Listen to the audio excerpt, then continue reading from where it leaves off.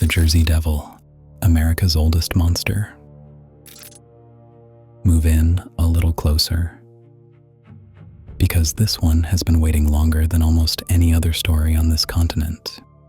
The others, the abductions, the hauntings, the disappearances, they are recent by comparison.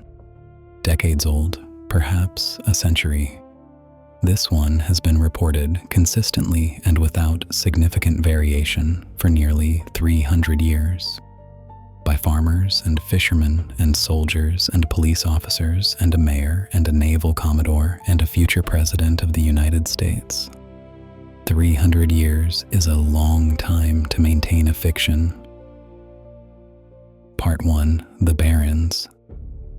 The New Jersey Pine Barrens cover approximately 1 million acres of the coastal plain of southern New Jersey, a vast, flat, ancient expanse of pitch pine and scrub oak and cedar swamp that sits, improbably, within a 2-hour drive of the most densely populated corridor in North America. From the air, it looks like a dark green sea, unbroken and enormous, threaded by slow black water rivers stained the color of tea by cedar tannins. From the ground, it is quieter than it has any right to be, this close to New York and Philadelphia. The trees are low and twisted. The soil is sand. The light, filtered through the pine canopy, has a quality that is difficult to describe, slightly wrong somehow, as though the frequency of the place is calibrated differently from the world outside it. The Lenape people who originally inhabited this land called it home for thousands of years. They left extensive records of their presence in the region. They did not, as far as historians can determine, venture willingly into the deepest parts of the forest at night. They had their reasons. The European settlers who arrived in the 17th and 18th centuries built ironworks and glass factories along the Cedar Rivers and carved small, isolated communities into the edge of the pines. Their descendants, the people known locally as Pineys, a term worn with quiet pride by those who carry it, have lived in and around the barrens for generations. They know the forest. They know its sounds and its silences and the difference between the two. And they have been reporting the same thing for nearly 300 years. Part 2. The Origin. The story most commonly told about the Jersey Devil's origin belongs to a woman named Jane Leeds, known in the accounts as Mother Leeds, a resident of the Pine Barrens in the early 18th century, poor, worn down by hardship, who upon discovering she was pregnant with her 13th child reportedly said with the exhausted bitterness of a woman who had reached her absolute limit that this one could be the devil's. In January 1735, by the account that has been told and retold across nearly 3 centuries, she went into labor. The child was born normal. And then, in the room where the midwives and neighbors had gathered, it transformed. It grew. Its legs elongated and bent into the haunches of a hoofed animal. Wings, leathery, bat-like, tore from its back. Its face stretched into something with a long, narrow snout and glowing eyes. It let out a sound that no one in the room had a name for. And then it went up the chimney and out into the Pine Barrens, where, depending on the account, it has been ever since. This origin story has the texture of folklore. It carries the clear marks of a tale that has been shaped by retelling, smoothed into narrative by the hands of generations.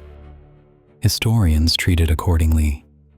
They note that the Leeds family was real, that Jane Leeds was real, that the early 18th century in the Pine Barrens was a place of genuine hardship and isolation where folk beliefs and superstitions served the function that other things would later serve.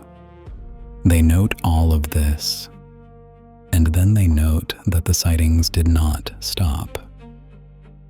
Part 3. The Sightings. In January 1909, something happened in southern New Jersey that the historical record has never satisfactorily explained.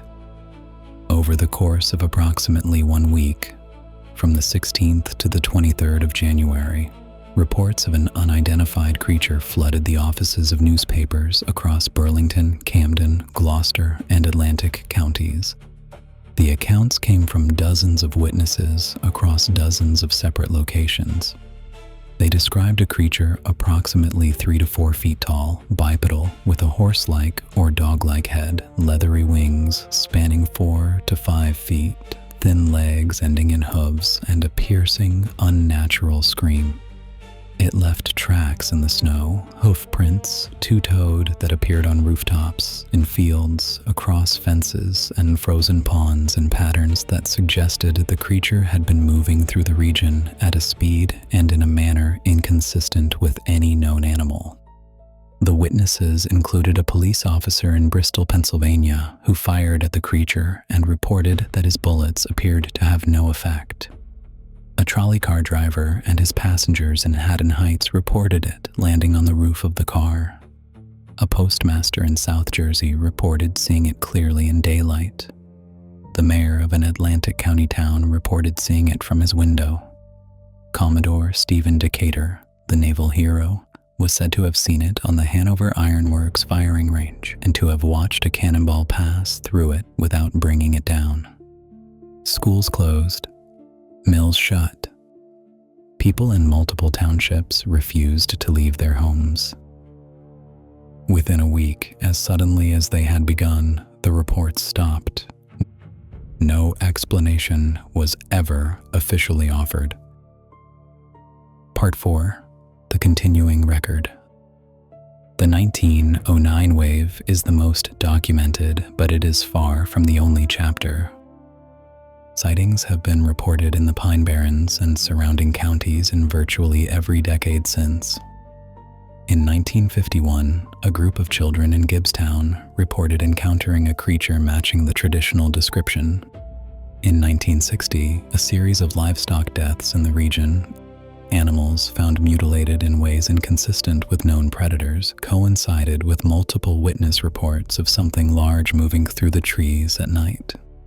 In 1993, a forest ranger named John Irwin reported encountering a large creature on a road in the Barrens that he initially took for a large dog before it stood upright, turned to look at him, and moved into the tree line on 2 legs. Irwin was a career wildlife professional. He had spent years working in the Pine Barrens. He knew what lived there. He filed a report. The New Jersey Division of Fish and Wildlife has, over the decades, received numerous such reports. Their official position is that the Jersey Devil does not exist and that sightings represent misidentified known animals, large birds, deer seen in poor light, bear. This is a reasonable position. The Pine Barrens contain large birds. They contain deer and bear.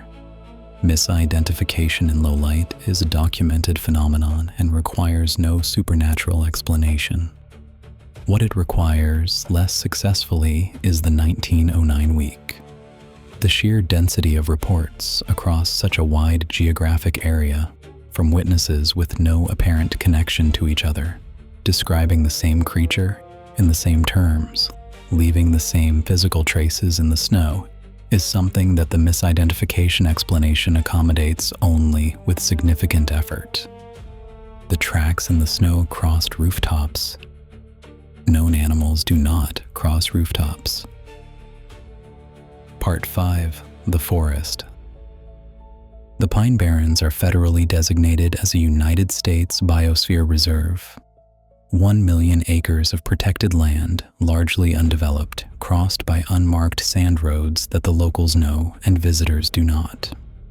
In its deeper reaches, away from the numbered highways and the preserved ironworks villages that draw historians and tourists, it is as genuinely remote as anywhere in the northeastern United States.